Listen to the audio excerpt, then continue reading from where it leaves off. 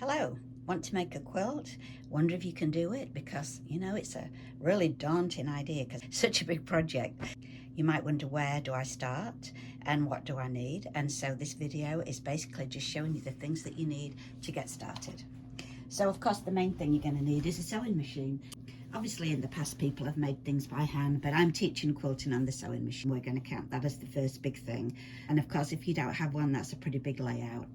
And then there are certain tools that you need that are specifically for quilting, and I've got a whole pile of things laid here on the desk that I'm going to talk about. The first thing you need is a ruler and a cutting mat.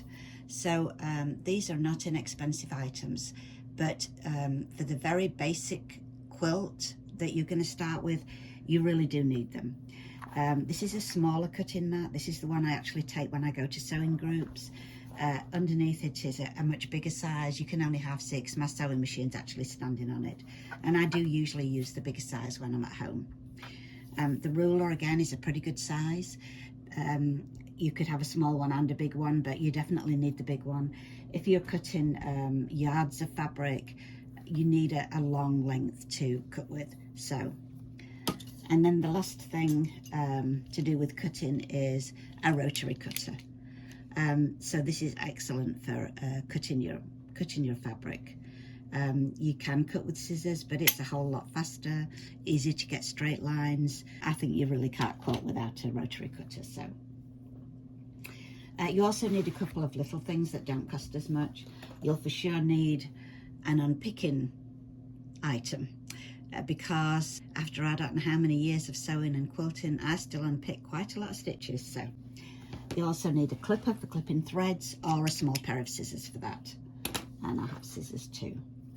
And then of course you'll need some pins.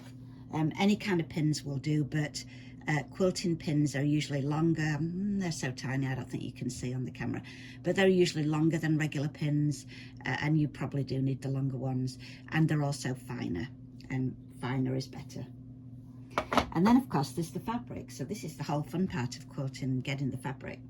So there's obviously the main fabric that you would think about, which is just yards and yards of fabric. Just in case you don't know, in quilting you never use the selvage. The selvage is the kind of bonded edge of any piece. I'm trying to find a selvage here. Piece of fabric that you buy for any reason. You don't use this if you use it in your quilt, when you wash it, it'll all shrivel up. One good thing though that might help you out to know about on the selvage is if you're using a fabric with colours, they print all the different colours in little circles along the edge of the fabric, and so that is a good guide for getting some matching fabrics.